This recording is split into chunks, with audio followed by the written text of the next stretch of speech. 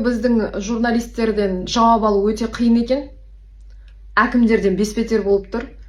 Негізі жауап қайтару 1-ақ минут қой. Кешіріңіз, мен бұл іске араласпаймын. Өйткені менің личный интересім бар десе де мен түсінетін едім да. Алдында бір елдің сүйіктісі болып жүрген осындай бір баламыз бар еді. Қазір Тазша бала деген атқа қалып отыр. Сұрақ қойсаң 40 өтірігін айтып, былай өтіп кетеді. Руслан мырзаны айтам, журналист болып бір жауапқа зар қылып отыр. Ертең Тазша баланың артынан бір жарып шығып депутат болса, ойбой, жәніне жолай алмай қалатын шығармыз. Негізі шын мәнінде кімнің кім екенін білетін кез келген секілді. Өйткені біз халық болып соларды өзіміз көтеріп жатырмыз. Осыдан кейін сіздерге айтып кететінім, халқым деп жүрген талай адамды көрдік қой, депутат болғаннан кейін не істеп кеткенін. Ендігіде ондайға жол бермеу керек. Сол үшін қазірден бастап кім шын әділ жолда жүргенін біліп отыруымыз керек. Осы ауқымды мәселені қолға алып жарып шығатын бір журналист бар ма екен? Қорықпайтын, әділдікті жаны сүйетін, шындықты білу үшін түбіне шейін баратын журналист бар ма екен? Бар болса, осы рилстің астына белгілеп кетсеңіздер. Мен ақпараттың барлығын беруге дайынмын. Мен шығарып жүрген ақпараттар ол әшейін 1% ғана. Мен айтам да, Аллаға шүкір, біздің әділдікті жүрегі сүйетін, көкірегі ояу, тілі өте өткір журналистеріміз өте көп. Соның бірде бірегейі Гүлмира Әбіқай. 165 миллион теңге, ол сол кездегі 20-25 адам жұмыс істейді. Келесі ел алдына жүрген алпауыт қайырымдылық қор қарекет, бірақ ресми сайтта есеп қаржыға қатысты еш дерек көрсетілмеген. Жалпы сансыз көп қордың арасынан заңды тіркелгендер аз. Заң неге мұндай олқылықтарды жіберіп қойды деген. Ой, кезінде Ильясты да Асаруменің директорында отырғызып қойып, қалай сұрақтың астына алды. Қорққаннан олар айлық табысын, есеп қисабын айтып, ақталып әлек болды. Ильяс болса қай өтірігін айтарын білмей, біраз сандырақтап азапқа түсті. Ауру жандарға ақша аудару деген. Ал енді арада 3 жылдан бері пәтер алмай жүргендер, сіздер бердік деп қолына ұстатып, бірақ 1 жылдан бері, 6 айдан бері. Сол кезде Гүлмира әпкемізге әй жарайсың, бәрекелді қазақтың қызы деп едім. Бірақ сол бағдарламаға мысал ретінде мені қараңдар, менің құрбым есеп қисапты күшті береді, істеп жүрген жұмысы адал, мені халқым осындай болу керек деп тарс еткізіп Ырысбала Екранбай қорының есеп қисабын көрсетіп жүргенде тіпті керемет болар еді.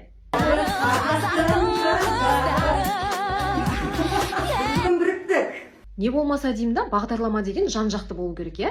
Енді қордың жаман жақтарын көрсетіп жатсыңдар, қордың жақсы жағы міне Ырысбала Екранбай деп. Сол сұрақтардың бәрін Ырысбала Екранбайға қойып, айлығың неше, есеп қисабың қандай, қай жерге қанша ақша төлеп жатсың, 1 жылдық табыстарың қандай болды, қандай самолетпен ұшып жүрсің, үйді қаншаға алдың, қалған ақшаны келесі жылға қалдырдың ба, әлде өз қалтаңа салдың ба деп, осындай өткір сұрақтарды қойғанда тіпті керемет болар еді. Енді биылғы жыл өте қызық жыл болып жатыр. Депутаттар да, журналистер де, барлығына не болған деймін да. Халықтың сүйікті шай Мединадан тамаша сүйінші жаңалық. Бұл жолы тек қана шай ішіп қоймайсыз, достар, шындығында мына артында тұрған көлік те, пәтер де сіздікі. Қалай дейсіз ғой, шындығында 10 көлік. Енді мына кісінің мына тірлігі дұрыс па, бұрыс па, өздеріңіз жауабын беріңіздер. Біз барлығымыз қоғам болып, халық болып, блогерлермен алысып, машина ойнатып, елді азғырмаңдар деп жатсақ, бұл кісі блогер аздай шайдың рекламасын жасап, машинаны ұтысқа қойыпты. Соған қарағанда журналистердің айлықтары азайып қалған ба? Айтпақшы, осы шайдың бағасы қанша теңге? Бізде Қазақстанда магазиндерде шай жоқ па? Мен айтам да, Аллаға шүкір, біздің әділдікті жүрегі сүйетін, көкірегі ояу, тілі өте өткір журналистеріміз өте көп. Соның бірде бірегейі Гүлмира Әбіқай. 165 миллион теңге, ол сол кездегі 20-25 адам жұмыс істейді. Келесі ел алдына жүрген алпауыт қайырымдылық қор қарекет, бірақ ресми сайтта есеп қаржыға қатысты еш дерек көрсетілмеген. Жалпы сансыз көп қордың арасынан заңды тіркелгендер аз. Заң неге мұндай олқылықтарды жіберіп қойды деген. Ой, кезінде Ильясты да Асаруменің директорында отырғызып қойып, қалай сұрақтың астына алды. Қорққаннан олар айлық табысын, есеп қисабын айтып, ақталып әлек болды. Ильяс болса қай өтірігін айтарын білмей, біраз сандырақтап азапқа түсті.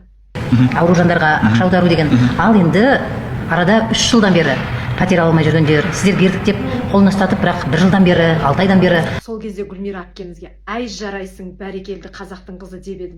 Бірақ сол бағдарламаға мысал ретінде міне қараңдар менің құрбым есеп қисапты күшті береді, істеп жүрген жұмысы адал, міне халқым осындай болу керек деп тарс еткізіп Ырысбала Экранбай қорының есеп қисабын көрсетіп жүргенде тіпті керемет болар еді,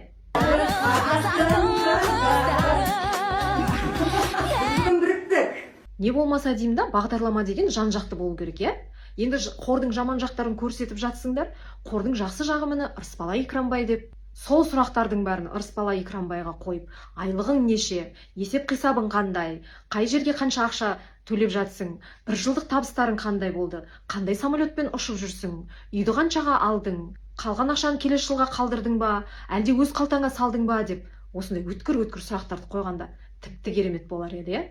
Енді биылғы жыл өте қызық жыл болып жатыр. Депутаттар да, журналистер де, барлығына не болған деймін да. халықтың сүйікті шай Мединадан тамаша сүйінші жаңалық. Бұл жолы тек қана шай ішіп қоймайсыз, достар, шындығында мына артында тұрған көлік те, пәтер де сіздікі. Қалай дейсіз ғой, шындығында 10 көлік. Енді мына кісінің мына тірлігі дұрыс па, бұрыс па, өздеріңіз жауабын беріңіздер.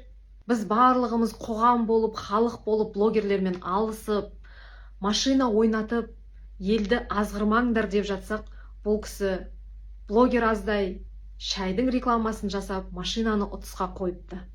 Соған қарағанда журналистердің айлықтары азайып қалған ба? Айтпақшы, осы шайдың бағасы қанша теңге? Бізде Қазақстанда магазиндерде шай жоқ па?